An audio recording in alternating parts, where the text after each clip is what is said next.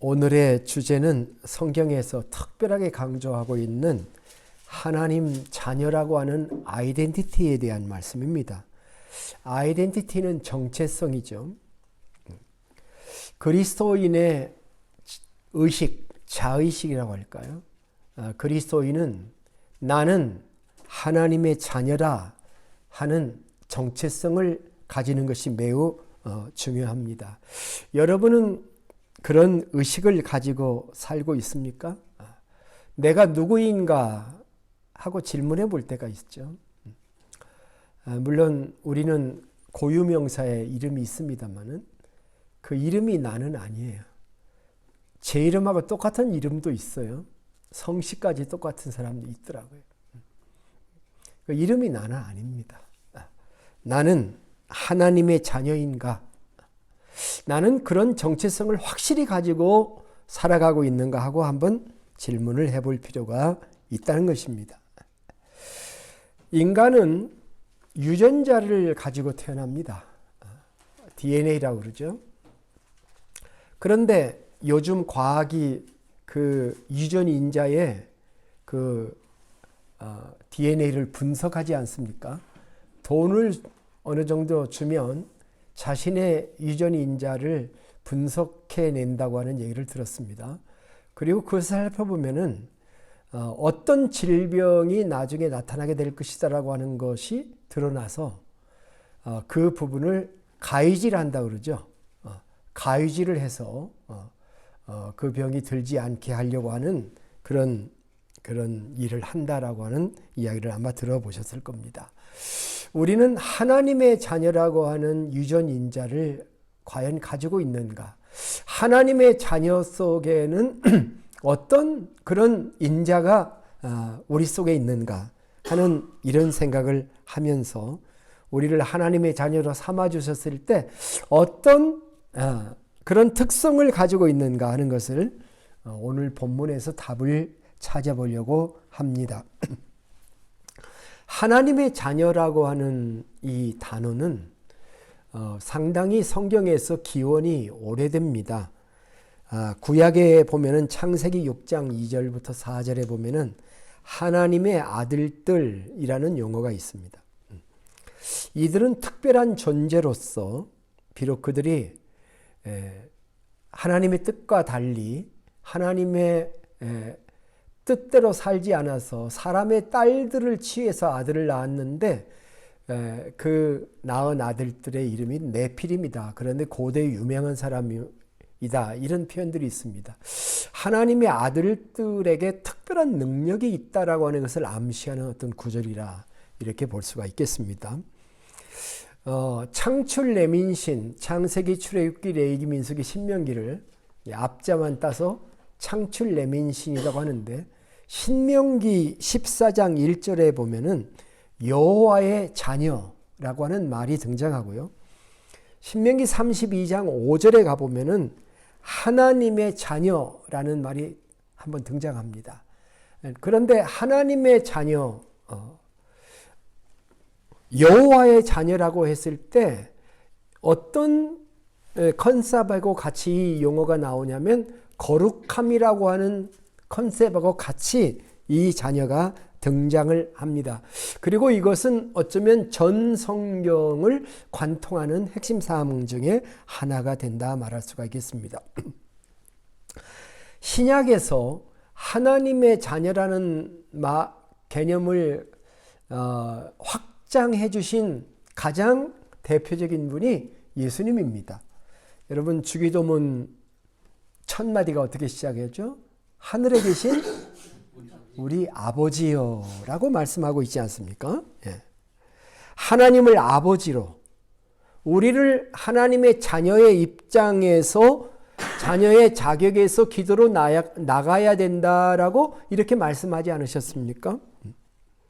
예수님은 하나님을 자기 아버지라고 표현을 했습니다. 뿐만 아니라 우리 모두의 아버지가 될 수 있다라고 말씀하신 분이 예수님이신 것입니다. 마태복음 23장 9절에 의하면 땅에 있는 자를 아버지라 하지 말라. 너희의 아버지는 한 분이니 곧 하늘에 계신 이시니라. 이렇게 주님께서 말씀을 하셨죠. 이 하늘에 계신 아버지는 보통 존재가 아닙니다. 예수님이 사복음서에서 말씀하신 것을 조금 정리해 보면 이 하늘에 계신 아버지는 온 세상을 통치하는 분이시고 통치하되 공중의 새까지도 돌보시는 분이시고 강한 자뿐만이 아니라 작은 자도 돌보시는 분이시고 우리의 기도에 응답하시는데 응답하실 뿐만 아니라 가장 기도한 것보다 더 좋은 것을 응답해 주시고 좋은 것을 주시는 분이시고 성령도 주시는 분이시고 우리를 용서해 주시는 아버지시다. 참 이런 아버지를 우리가 가지고 있습니다. 육신의 아버지는 너나 할 것 없이 다 약점이 있습니다. 그러나 우리의 하늘 아버지는 이런 완전하신 아버지이죠. 이런 아버지를 가지고 있으니 우리는 행복한 겁니다. 우리는 하나님을 아버지로 생각하는 것을 깜빡깜빡 잊어버릴 때가 있습니다. 하나님이 내 아버지시지, 아버지께서 나에게 좋은 것을 주시는 분이시지. 이렇게 하나님 아버지를 누리며 살아야 됩니다. 예수님의 산상수훈교인 마태복음 5장의 마지막 절에 예수님이 이런 말씀을 하셨습니다. 그러므로 하늘에 계신 너희의 아버지의 온전하심과 같이 너희도 온전해라 이렇게 말씀했습니다. 어떤 사람은 이 말씀이 되게 부담이 된다라고 말씀하지만 생각을 달리하면 우리를 얼마나 높여주는 말씀인지 몰라요. 예? 이건 축복의 말씀입니다. 하나님 아버지의 DNA가 우리에게도 있어서 아버지의 DNA가 아들에게 내려가지요. 영적인 그런 능력이 우리에게 있어서 아버지의 온전하심도 얻어낼 수 있는 그것이 있다 하는 말씀을 우리가 이 구절을 봐야 된다는 것입니다. 심지어는 이렇게 말씀하셨습니다. 그 말씀하시기 전에 나는 너희에게 이르노니 원수를 사랑하고 박해하는 자를 위해 기도해라. 이같이 한 자가 하늘에 계신 이의 아들이 되리니 하늘에 계신 너희 아버지의 아들이 되리니 이는 하나님이 그 해를 선인과 악인에게 비를 선인과 악인에게 그러니까 하나님이 햇빛을 선인에게만 쫙 비춰주시지 않고 악인에게만 비를 안 내려주시지 않고 이렇게 하는 것이 하나님이신데 그와 동일하게 아버지의 온전하심처럼 사랑해라 하는 그런 말씀인 것입니다. 금방도 말했지만 요구가 과한 것 같죠. 하늘 아버지처럼 우리가 어떻게 온전하게 될 건가 하는 생각을 바꿔야 되면 여기에 존중과 우리 인간에 대한 높임과 참 평가가 있다라고 얘기해 볼 때 오히려 더 감격할 수밖에 없고 요즘은 인간을 동물로 규정하는 과학적 규정들이 계속 일어납니다. 동물들이 마음대로 살아가듯 동물들이 그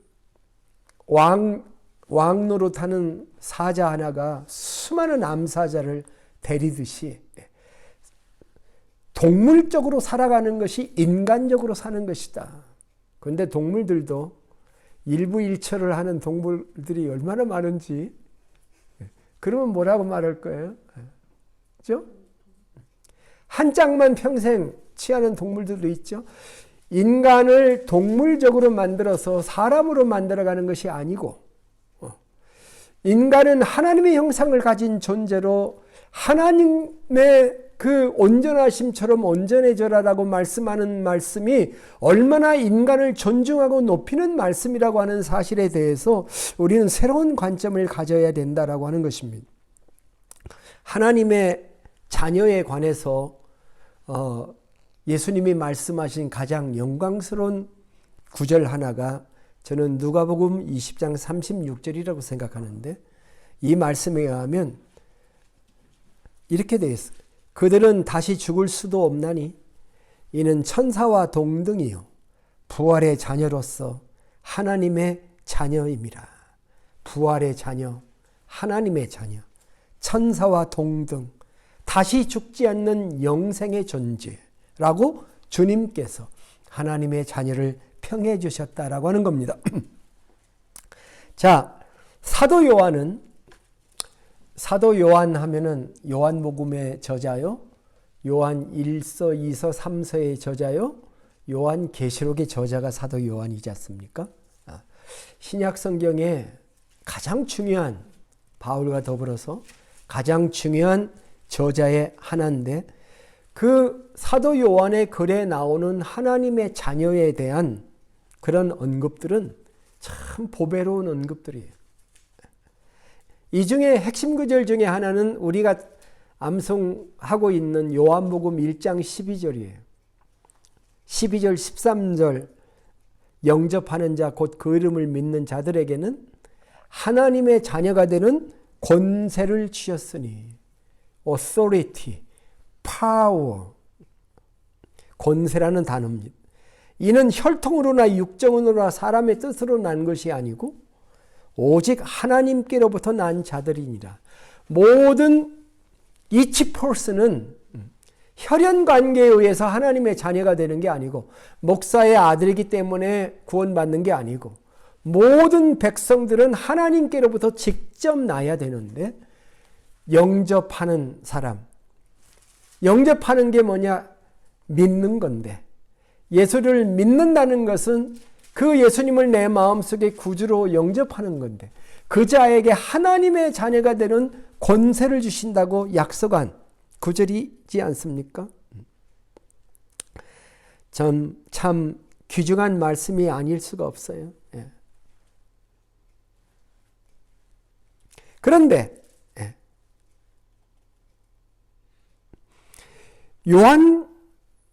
사도 요한의 말씀 중에 그 기억해야 될 말씀 하나가 아직까지 서론입니다. 요한복음 11장 47절에서 52절에 나오는 이야기인데, 그 이야기에서 요한은 뭐라고 얘기를 했냐면은, 흩어진 하나님의 자녀를 모아 하나 되게 하기 위한 것이라고 말해요. 무슨 말이냐면 예수님의 십자가의 죽음이라고 하는 것의 의미를 설명하는데, 흩어진 하나님의 자녀를 모아 하나 되게 하는 것이라고 표현을 했습니다. 자, 이제 본문으로 들어갑니다.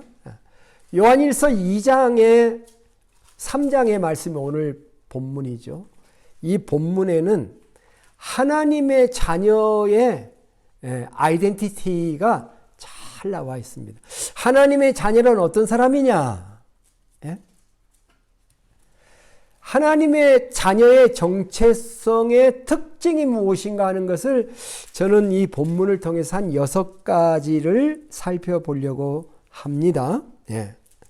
매우 저는 이 본문을 공부하면서 매우 흥분된 마음을 가졌습니다.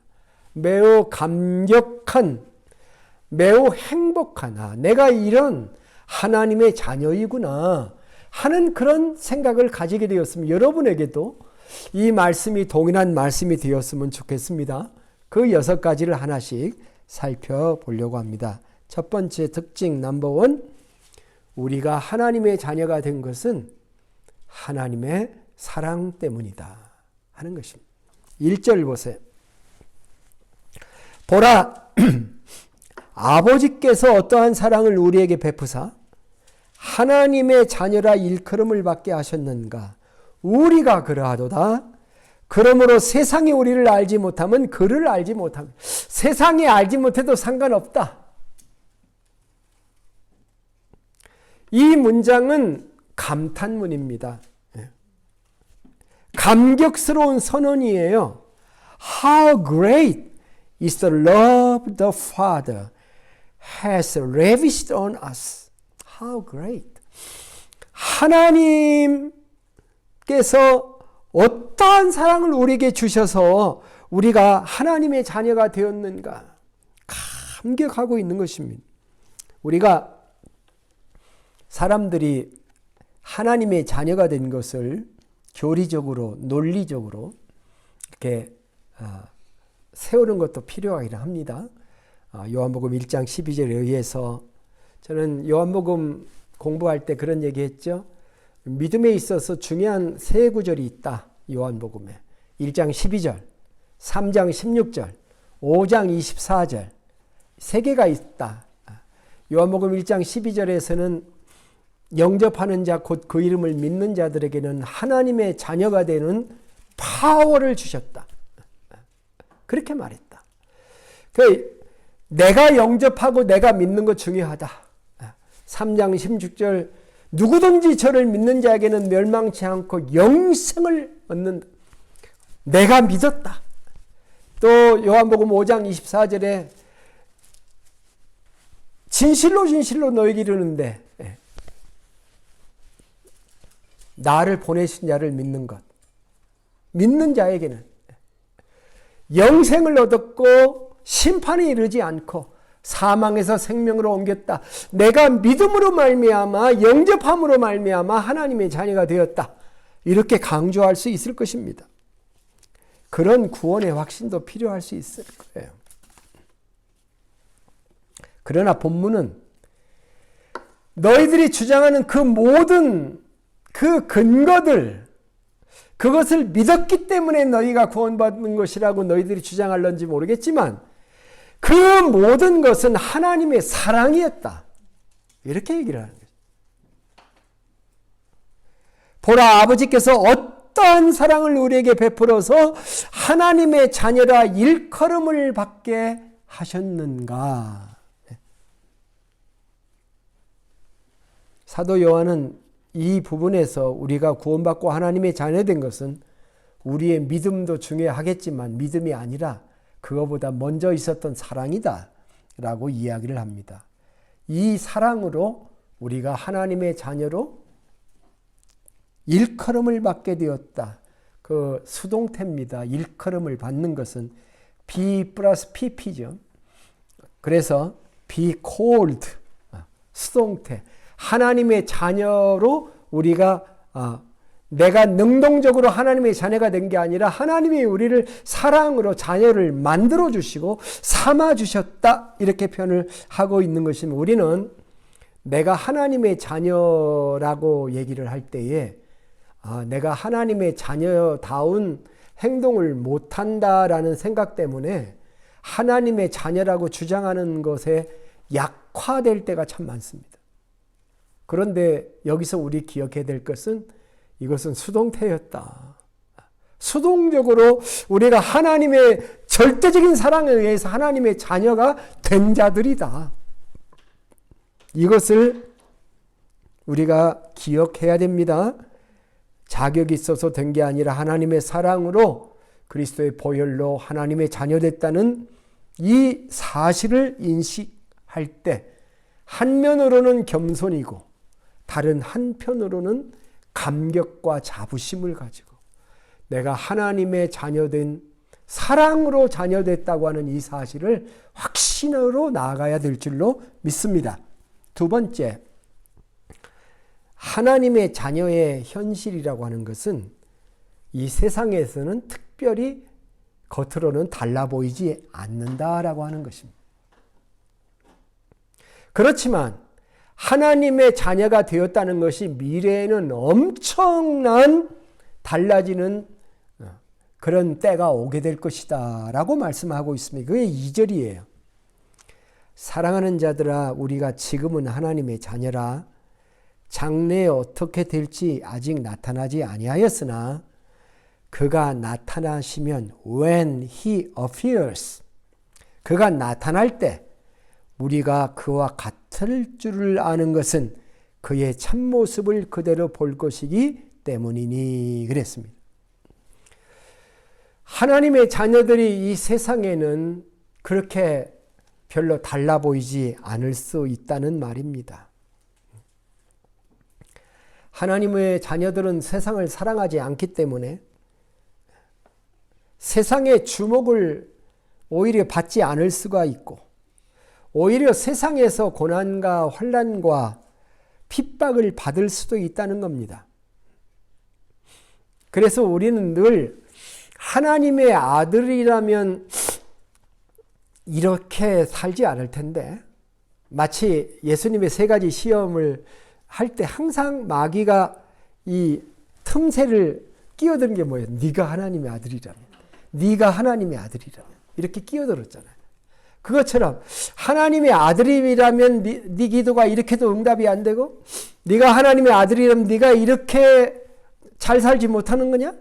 이런 식으로 우리 사이에 끼어들면서 들어올 수 있겠지만, 하나님의 자녀들일지라도 이 세상에 사는 동안은 뭔가 이렇게 눈에 번쩍 보이는 그것이 보이지 않을 수 있다. 지금 이 얘기를 하고 있는 것입니다.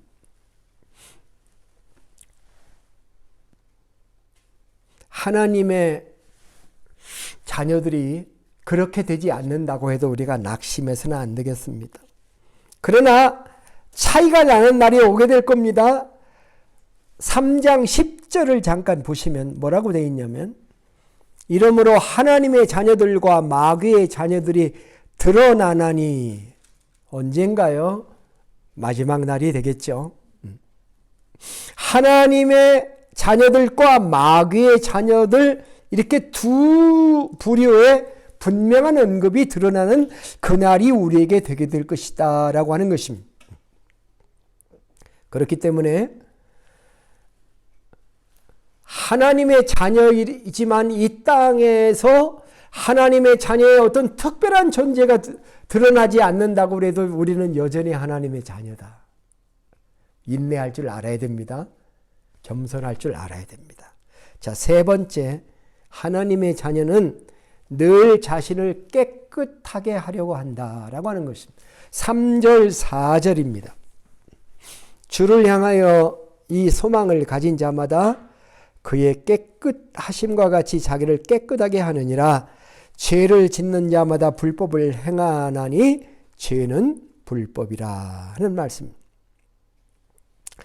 이 말씀은 하나님의 자녀들에게 요구되는 도덕적 성품을 우리에게 말하는 것인데, 그것은 깨끗함입니다. 정결함입니다.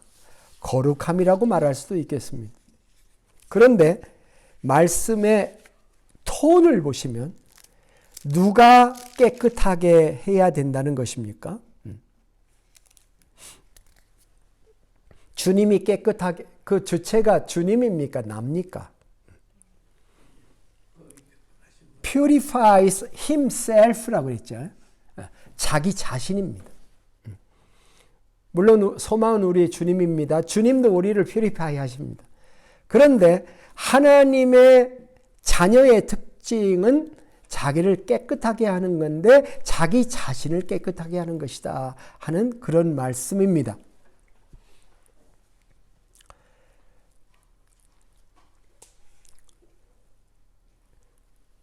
하나님의 백성들은 요한일서 1장 8절 9절에서 우리가 앞에서 봤는데, 만일 우리가 죄가 없다고 말하면 스스로 속이고 진리가 우리 속에 있지 아니할 것이요, 만일 우리가 죄를 자백하면 그는 미쁘시고 의로우사 우리 죄를 사하시며 우리를 모든 불의에서 깨끗하게 하실 것이요 그랬죠.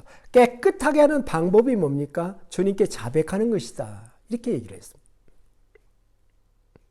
자, 하나님의 자녀들은 하나님의 사랑으로 자녀가 되었다. 그리고 2번째 본 것이 무엇입니까? 하나님의 자녀는 이 세상에서는 그렇게 특별하게 보이지 않을 수 있다. 그런 얘기를 했는데, 그 하나님의 자녀는 그렇지만 특별하게 보이지 않는 세상에서 자기를 늘 깨끗게 하려고 하고 있다. 죄로부터 자신을 깨끗게 하려고 하고 있는데 스스로 노력을 하고 있다. 이 말은 굉장히 현실적인 말씀이라고 저는 생각합니다. 하나님의 자녀들이 세상 안에 있기 때문에 더러워질 수 있다는 것을 전제하고 있는 것입니다. 하나님의 자녀들도 말씀을 깨트릴 때가 있습니다. 그 영어로 보면 everyone who sins breaks the law 이렇게 말했어요. 그 law를 깨트린다, 브릭한다. 하나님의 자녀들은 말씀 안에 살아야 되겠지만은 말씀 안에 살지 못하고 말씀을 깨트리는 삶을 얼마든지 살아갈 수 있다. 그러나 그런 가운데서도 하나님의 자녀는 늘 자신을 깨끗게 하려고 노력하며 살아가는 것이 하나님의 자녀다. 이렇게 말씀을 하고 있는 겁니다.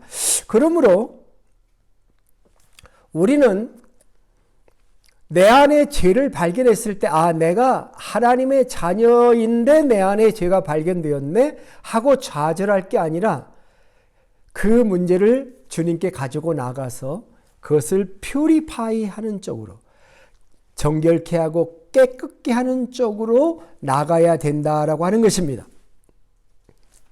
자, 특징 넘버 4.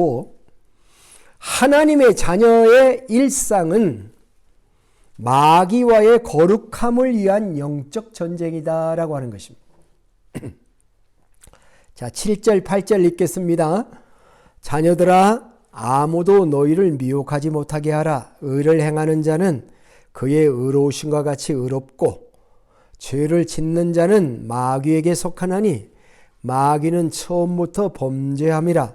하나님의 아들이 나타나신 것은 마귀의 일을 멸하려 하심이라. 예수님께서 이 땅에 오신 목적이 뭘까요? 첫째는 우리 죄를 위해서 담당하기 위해 오셨죠. 우리를 섬기러 오셨죠. 우리 성경 암송과 같이. 그런데 본문에서는 죄만 용서해 주시고 우리를 구원하러 오신 것이 아니라 죄를 멸하러 오셨다. 5절에도 그렇게 말씀했었죠. 예수님이 나타나신 것은 죄를 없이 하려는 것이다. 이렇게 말씀을 했습니다. 하나님의 자녀는 여전히 주님이 원하시는 것이 무엇인지를 알아야 됩니다. 죄를 용서만 해주려고 주님이 오신 건 아니다, 그런 얘기예요. 죄를 용서해 주신 목적이 뭘까요? 천국에 데려가시려고만 하는 것이 목적이 아니다는 것이. 죄를 없이 하기 위해서 주님은 오셨다라고 하는 말입니다. 죄사함의 목적이 죄를 사해 주시는 것이 목적이 아니라 우리가 죄를 짓지 않고 의롭게 살아가게 하는 것이 주님의 궁극적인 목적이다. 그런 말씀을 우리에게 해주는 거죠. 이걸 깨닫는 것이 굉장히 중요합니다. 이건 가치관의 변화가 와요. 나는 평생 죄를 벗어날 수 없지라고 생각하면서 죄를 짓는 거하고, 주님이 오신 것은 죄를 없이 하려고 오신 것이다 라고 하는 것을 깨닫는 것하고는 차원이 다르다고 생각합니다. 주님의 목적이 무엇인가를 안다면 우리가 죄와의 싸움에서, 이 영적 싸움에서 죄에 지지 아니하고 견고하게 서서 목숨 내걸고 너희가 죄와 싸우되 피 흘리기까지는 대항하지 아니하는도다 라고 말씀하신 하나님의 말씀을 우리가 기억하면서 싸워 나갈 수 있는 것입니다. 이게 하나님 자녀의 일상이다라고 하는 거예요.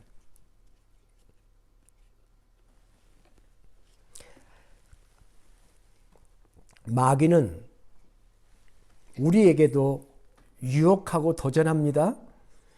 우리가 3.3의 시험에서 말했던 것처럼 마귀는 에덴에서만 유혹한 것이 아니라 광야에서도 예수님을 유혹했고, 현실을 살고 있는 이 세상에서 육신의 정욕과 안목의 정욕과 생의 pride of life라는 이러한 이 세상적인 가치관으로 우리를 늘 넘어뜨리려고 하고 좌절시키고 우리를 미혹시킨다라는 말씀을 우리가 했습니다. 죄의 근원은 마귀이기 때문에 마귀를 멸하지 아니하면 그 죄의 문제는 여전히 역사할 수 있기 때문에 선악과의 사건은 이 땅에서 수없이 반복되면서 수많은 사람을 타락으로 몰아낼 수 있기 때문에 이 세상은 이 영적 전쟁이 지금도 시시각각으로 일어나고 있다는 것을 생각하면서 하나님의 자녀는 마귀와의 영적 싸움을 치러내는 전쟁의 삶을 살아야 된다라고 하는 것을 우리에게 말씀해 주고 있는 것입니다. 이게 하나님의 자녀가 처한 영적 현실입니다. 그것을 눈을 떠야 됩니다.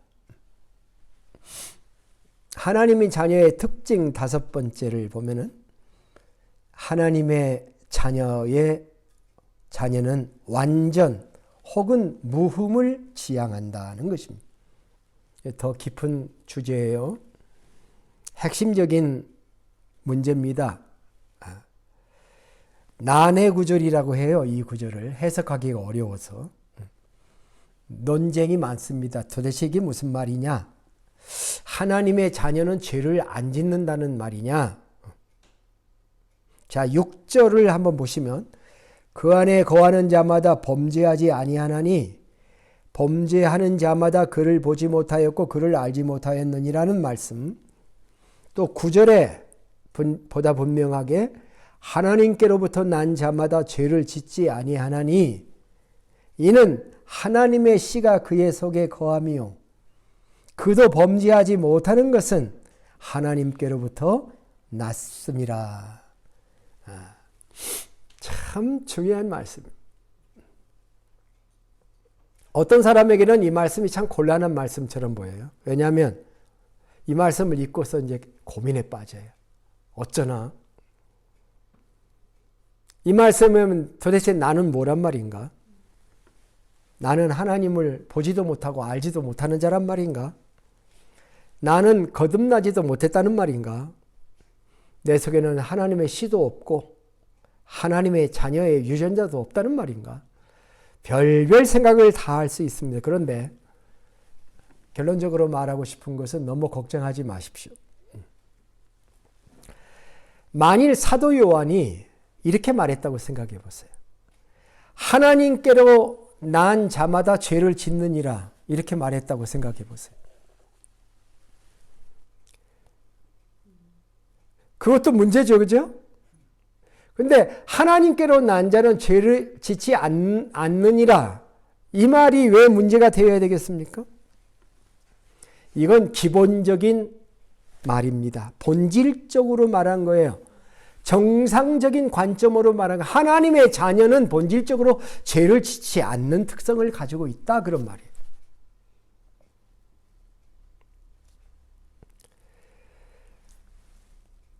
만일 이 말씀이 하나님의 자녀는 완전히 죄를 안 짓는다, 무흠하다, 혹은 완전하다. 감리교의 창시자인 존 웨슬리는 그리스도인의 완전이라고 하는 말을 주장했습니다. 재밌어요. 그리스도인의 완전. 이 구절에서 나온 거예요. 하나님의 자녀는 죄를 짓지 않는다. 죄를 못 짓는다. 지금 그렇게 얘기했죠. 그가 죄를 못 짓는 것은 이렇게 얘기했잖아요. 그럼 이제 여기에서 그럼 나는 뭐야? 이렇게 당연히 나오게 된다는 것입니다. 곤란한 말씀처럼 보이죠? 그런데 그러면 요한 1서를 가지고 지금 3장하고 있는 1장에서 뭐라고 말했습니까? 요한 1서가 누구에게 쓴 책이에요? 믿는 사람에게 쓴 책이거든요. 근데 너희들이 만일 죄가 없다고 하면 너희가 스스로 속이고 하나님을 거짓말하는 자로 만드는 거다. 앞에서 그 얘기가 나왔어요, 안 나왔어? 나왔죠. 하나님의 자녀도 죄를 지을 수 있다는 전제가 있었죠, 앞에서 이미. 그래서 너희들이 너희 죄를 주님께 자백하면 저는 미쁘고 의로소와 너희 죄를 사하시며 모든 불의에서 너희를 깨끗하게 하실 것이다 라고 말씀을 했죠. 그러니까 하나님의 자녀는 완전한 삶을 사는 존재다라고 하는 말은 그 앞의 말씀에 의해서 해석이 또 돼야 되는 거죠.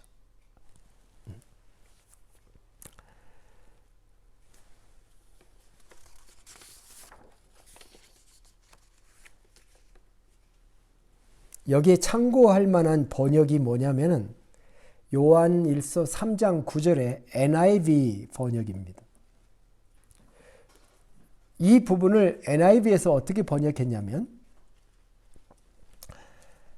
No one who is born of God will continue to sin. He cannot go on sinning because he has been born of God. 무슨 말입니까? Continue to sin. Go on sinning. Cannot go on sinning. 하나님의 자녀는 계속적으로 죄를 범할 수가 없다. 그렇게 표현을 했습니다. 매우 현실적이고요. 설득력이 있는 그런 번역이다. 죄를 계속 짓지 않는다. 계속 지을 때 그 죄를 지어갈 수가 없는 것이다. 이 번역은요, 우리 신앙생활하는 하나님의 백성들의 정서에 매우 적합하다라고 생각합니다. 예수 믿기 전에 죄와 예수 믿은 다음에 죄가 동일할 수가 없습니다. 예수 믿기 전에는 죄를 지을 때 즐겁게 짓습니다. 죄인지도 모르고 짓고 또 그 죄를 짓는 게 재밌어요. 그런데 하나님의 백성에는 하나님의 말씀이 그 속에 들어가 있기 때문에 죄를 지어도 걸려요. 목에 걸려. 아담스 애플이 걸려요. 하나님의 자녀들은 계속 그 죄를 지어 나갈 수 없다. Cannot go on sinning because he has been born of God. 바로 그 말씀이죠. 여기서 하나님의 씨라고 하는 것이 도대체 뭘까? 하나님의 씨라고 할 때 처음 생각나는 것은 말씀이죠. 그죠? 하나님의 말씀. 누가복음 8장 11절에 예수님이 씨는 하나님의 말씀이요 라고 씨 뿌린 자의 비유를 해석하시면서 예수님께서 씨를 하나님의 말씀이라고 얘기를 했습니다. 씨는 또 무엇일까요? 무엇이 될 수 있을까요?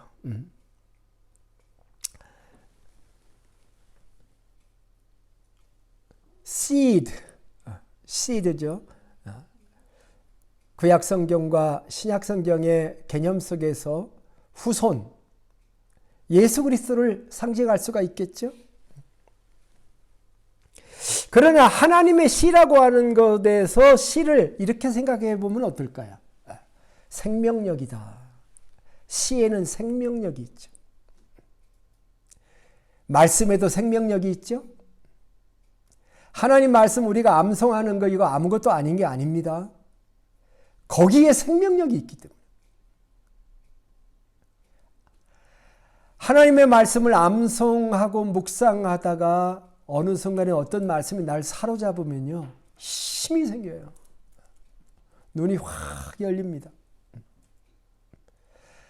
히브리서 4장 12절 말씀처럼 하나님의 말씀은 살았고 운동력이 있어 좌우의 날선 어떤 검보다도 예리해서 혼과 영감이 관절과 골수를 찔러 쪼개기까지 하고 사람의 마음과 생각을 감찰하시느니라. 그렇게 말씀. 하나님의 말씀은 그 속에 생명력이 있어. alive. 살아있고. 액티브하다. 생명력을 영어 성경에 living and active라고 했어요. 하나님의 말씀은 죽은 말씀이 아닙니다. 우리는 죽은 하나님의 쾌쾌매군 고전 구절을 암송하고 있는 게 아니에요. 하나님의 말씀은 살아있어요. 사람이, 예수님이 그랬죠. 사람이 떡으로만 살 것이 아니에요. 하나님의 입으로 나오는 말씀으로 산다고 그랬을 때 그 현재형을 썼어요. 지금 나와요. 저하고 아내하고 아침에 성경을 날마다 읽지는 않지만 가끔 읽어요. 3장도 있고 10장도 있고. 근데 살아있어요. 메시지가 있어요. Living and active.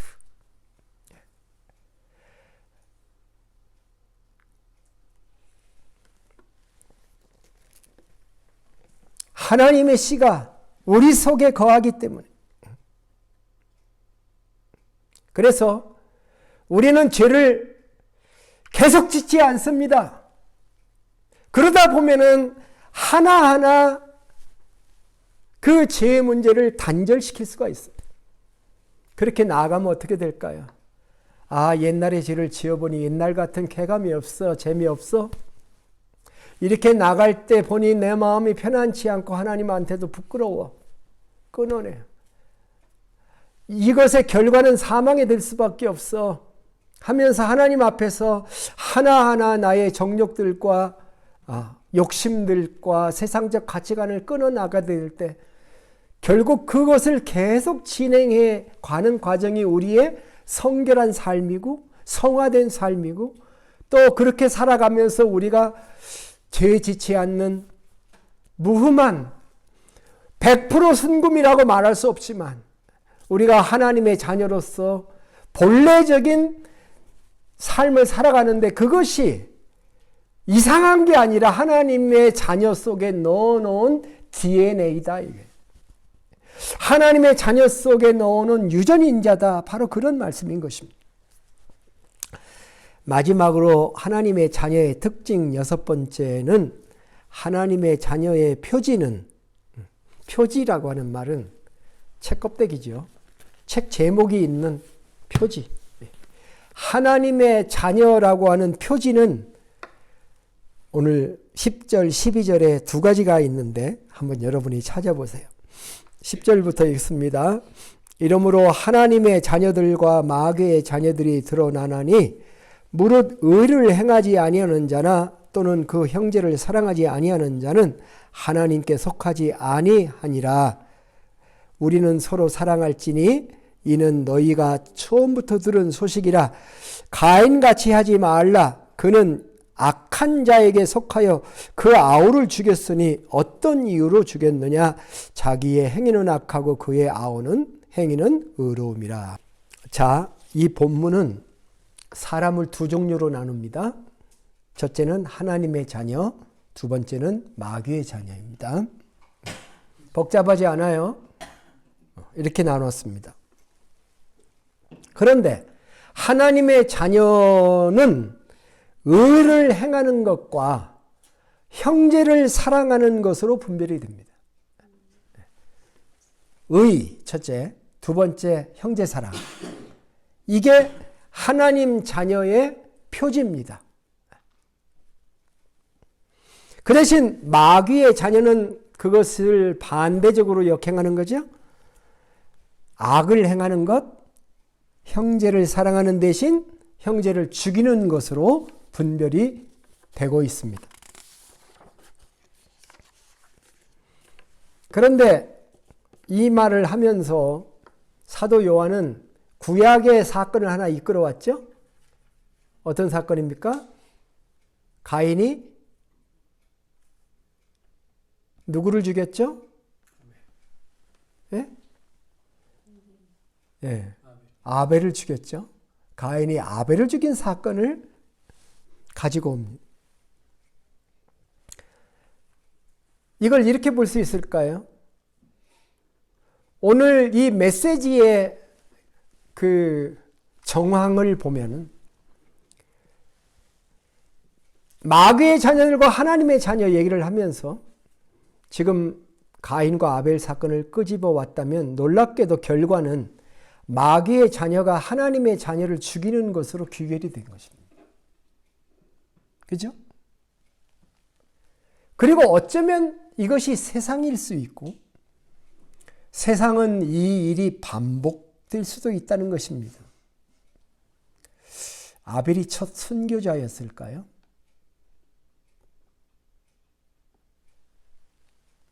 본문은 하나님의 자녀로서 의롭게 살고 형제를 사랑하고 살면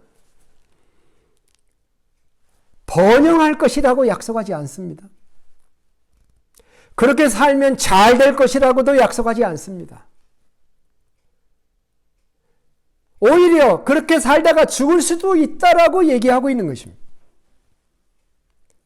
본문은 가인과 같이 하지 말라고 표현하고 있습니다만은 가인은 악한 자에게 속해서 아벨을 죽였던 것입니다. 여기 악한 자에게 속했기 때문에 who belonged to the evil, 악한 자에게 속했기 때문에 우리는 belong to the Lord, 주님에게 속해 있기 때문에 우리는 의롭게 살면서 우리는 형제를 사랑하는 삶을 살아가는 것이 그리스도인의 표지다. 아, 저 사람이 그리스도인이 아니냐 하는 것을 분별하고 판별할 때 그가 가진 직분으로, 그가 가진 소유와 그의 이 땅에서 살았던 여러 종류의 삶으로 판단하지 않고 그가 의롭게 사는 사람이냐, 그가 형제를 사랑할 줄 아는 사람이냐 하는 것으로 판별할 수 있겠다 하는 그런 생각을 해보게 됩니다. 우리는 아벨이 살인당한 원인이 의로움이라면 나는 그런 의로움은 싫다라고 말할 것인지, 아니면 내가 비록 의롭게 살다가 망하는 일이 있어도, 의롭게 살다가 죽는 일이 있어도 나는 의롭게 살아갈 거야 라고 생각할 수 있는 그리스도인일지 우리는 선택해야 될 줄로 믿습니다. 오늘 말씀은 사랑으로 시작했어요. 그런데 마지막도 사랑으로 끝나게 됩니다. 오늘 하나님의 자녀의 6가지 특징을 살펴봤습니다. 우리가 하나님의 자녀가 된 것은 하나님의 사랑 때문에 된 것이다라는 것을 잊지 말고 늘 그 사랑을 기억해야 합니다.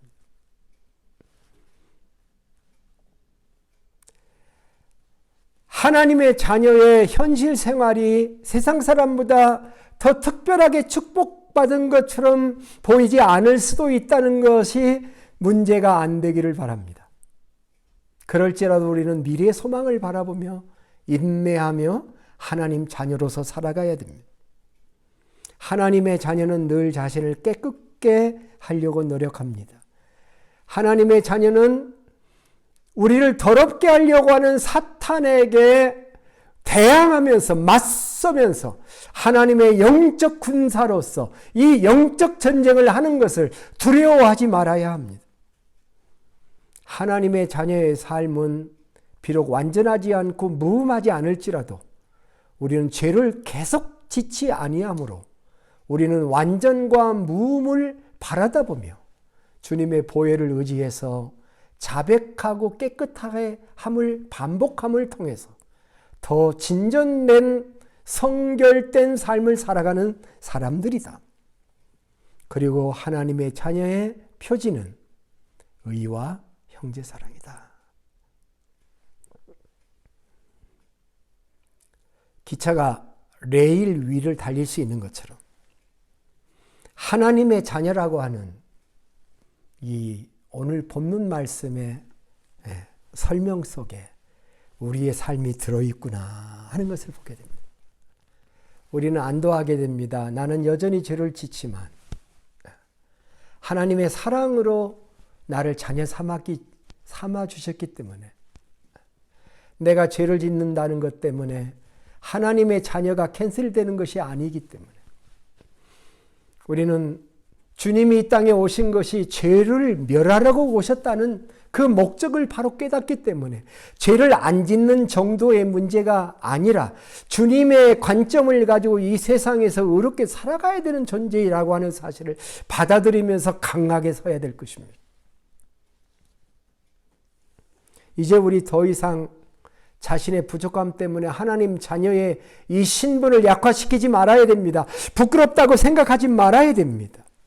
하나님의 자녀로 부르심을 받은 것이 얼마나 영광스럽고 우리를 그곳으로 인도해 주시는 하나님의 계획이 얼마나 감사한지 생각하면서 나를 얼마나 존귀한 하나님의 자녀로 인정하기에 하나님의 자녀의 다운 의롭고 거룩한 삶과 사랑의 삶을 살라고 권면하고 있는가?